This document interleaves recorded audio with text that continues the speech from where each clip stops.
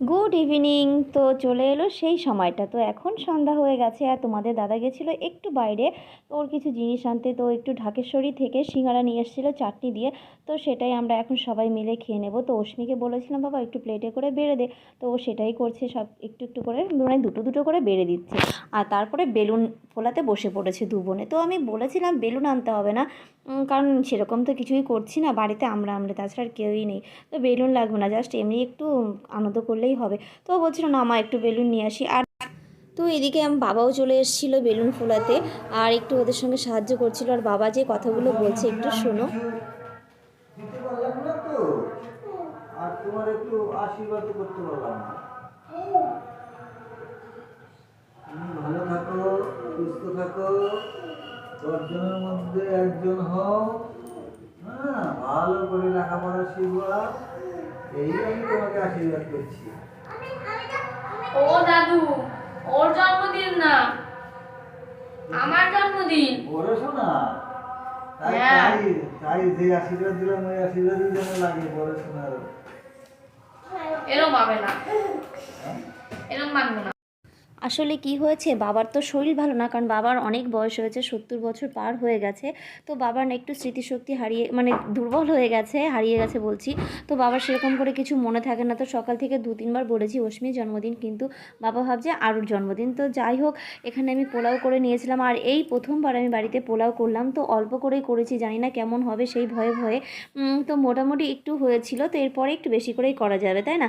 তো এদিকে দেখো অশ্মিকে আমি সব খাবার গুছিয়ে দিয়েছি, সব খাবার বলতে সেরকম করে কিছুই করিনি, শুধু একটু মাংসর পোলাও করেছিলাম। আর এই বড় মিষ্টিটা দেখে অশ্মি এত খুশি হয়েছে কি বলবো, ভীষণ খুশি হয়েছে। আর আরও নজর তো আছে চিকেনের দিকে। আর এদিকে কেকটা দেখো, কেকটাও সত্যি খুবই ভালো ছিল, খেতেও খুব ভালো হয়েছিল। আর দেখো এখানে ওর বাবাকে আমি বললাম তুমি আশীর্বাদটা তাড়াতাড়ি করে দাও, তো ও বসে পড়েছে আশীর্বাদ করতে মেয়েকে। তো মেয়েও আমার আশীর্বাদ নেওয়ার জন্য বাবাকে নমস্কার করে রেডি। তারপর চলে এলো বম্মা, তো এটা হচ্ছে আমার দিদি আর অশ্মির বম্মা। তো দুজনকে একটু আশীর্বাদ করে নিল, বরণ করে দিয়ে। তারপরে চলে এলো আমার শাশুড়ি মা। তো শাশুড়ি মাও এসে অশ্মিকে বরণ করে নিচ্ছে। তো অশ্মি কেন একা মানে বরণ পাবে, তো পাশে রয়েছে আমার ছোট্ট সোনা। তো ছোট্ট সোনাটাকেও আশীর্বাদ করে নিচ্ছে। আর যেহেতু উলু হচ্ছিল, তো শব্দটা ওর হয়তো পছন্দ হচ্ছিল না, যার জন্য দোকান হাত দিয়ে বসে রয়েছে মহারানী। আর বলছিল দুষ্টু বুড়ি দুষ্টু বুড়ি। তো যাই হোক, ওর ঠাম্মা ওকে 100 টাকা দিয়েছিল। আর এদিকে অশ্মি একটু নমস্কার করে আশীর্বাদ নিয়ে নিল।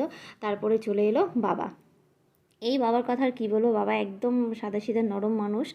তো সেরকম কিছু মনে থাকে না। তো ক্যামেরা করছি, বারবার একটু তাকিয়ে দেখছিলো, এই যা পড়েই যাচ্ছিলো, বাবা ওরকম বসেছে। তো বললাম বাবা একটু বসেই নাও। তারপরে চলে এলো আমার পালা, তো আমিও বাদ যাবো কেন, আমি একটু মেয়েকে আশীর্বাদ করে নিলাম। তো সেরকম করে অশ্মির জন্মদিনটা কিছুই করতে পারিনি, কিন্তু ছোটোবেলায় অনেক অনেক অনেক বড় করে করেছি।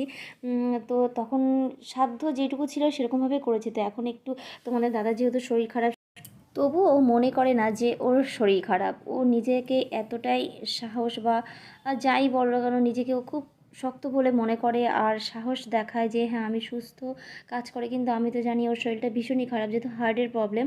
তো একটু চিন্তা করলেই ওর শরীরটা খারাপ করে। তো ওকে আমি যতটা পারি চেষ্টা করি, আর যতটা মানে চেষ্টা করছি একটু ওর পাশে দাঁড়ানো। তো তোমরা যদি একটু ভালোবাসা দাও, আমার পাশে থাকো, সাপোর্ট করো, তাহলে আমি একটু আর্থিক দিক থেকে ওকে একটু সাপোর্ট করতে পারবো।